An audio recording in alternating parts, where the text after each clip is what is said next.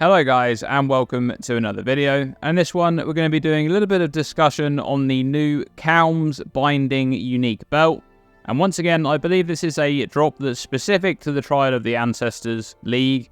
It can rarely be offered as a reward for winning a match against Kaom, but again, I'm not sure if this needs to be in the final match of the tournament or not. So this belt has some strength, a bit of armor, and then it has two special modifiers. First, take no burning damage if you've stopped taking burning damage recently, and then nearby enemies convert 25% of their physical damage to fire. Okay, let's discuss the burning damage modifier first. So if you've stopped taking burning damage recently, you're effectively immune to burning damage. This means that effects that apply burning damage to you, such as Ignite or Righteous Fire or Burning Ground, these effects will still be present, but they won't deal their damage component to you. Now, I thought long and hard about ways to potentially abuse this mechanic. For example, you could have a life flask which removes burning, and then you could use the flask every 4 seconds to turn off Righteous Fire, right before reactivating it again, to use Righteous Fire without taking any damage. There's plenty of life flask charge generation on the passive tree available to every character, so that's definitely a thing, but I think the playstyle will be, well, not so great. And really, I came to the conclusion that this is actually just a decent modifier generally when dealing with things like Burning Ground, because when you stand on Burning Ground, the moment you move off of it and stop taking the burning damage, you'll now effectively be immune to all burning damage for the following 4 seconds.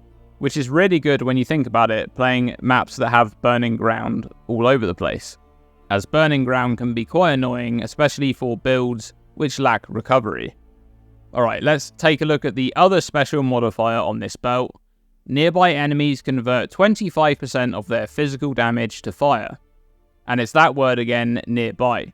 However, we actually know the radius of this modifier thanks to the information on PoE-DB, and this nearby effect has a radius of 60 and should scale with generic area of effect modifiers, and thanks to this nice tool in Path of Building, we can see how large this radius actually is in practice. So this is actually a decently sized area of effect around the character, and enemies that are in this area of effect will have 25% of their physical damage converted to fire damage. Damage conversion is specific to hits, so this won't work for things like bleeding or corrupted blood debuffs that this enemy inflicts on you. With that said, however, a very important distinction here is that this modifier is converting the enemy damage type and not shifting damage that you take into a different type. This means that the hit damage is now altered, and this will affect damaging ailments that are inflicted by that hit. For example, if an enemy has a chance to bleed or poison, the resulting bleed or poison will deal lower damage as a result of the damage conversion from Kaom's Binding, because the hit is now dealing a percentage of physical damage as fire damage instead, which is not factored into the calculation for bleed or poison damage by default. However, at the same time, the 25% of physical damage that is now being dealt as fire damage can ignite you, if the enemy has generic ignite chance, or if the hit is a critical strike, so do be aware of that. This is one of the big differences between damage conversion and damage taken as, because damage conversion changes the base hit damage, whereas damage taken as does not. So what about the use of this belt together with a modifier that shifts damage you take into another type? Now, it's important to realise the huge difference between this modifier and a damage taken as modifier on another piece of gear. Let's take the Lightning Coil as an example. The Lightning Coil has a modifier which makes you have 50% of physical damage from hits taken as lightning damage, whereas Kaom's Binding specifically converts the damage on the enemy's side of the calculation. This is important because these modifiers therefore won't stack additively. For example, if a character was using the Lightning Coil and Kaom's Binding, and an enemy was within the belt's radius, and this enemy hits the character for 2000 physical damage, firstly, 25% of that physical damage is being converted to fire damage as a result of the Kaom's Binding modifier. So the enemy hit is now dealing 1500 physical damage and 500 fire damage.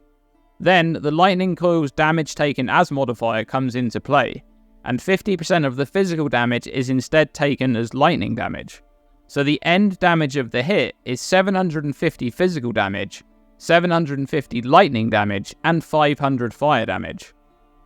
But converting enemy damage can be very powerful in specific situations.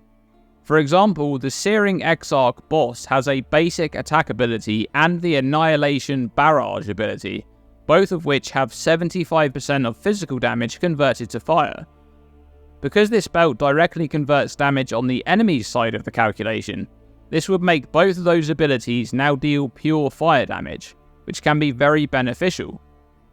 The only other ability that the Searing Exarch has that deals physical damage converted to fire is the sort of charging sweep ability that he does when he wants to move towards you, and this one deals 50% of physical damage converted to fire, so the belt would leave 25% of physical damage remaining.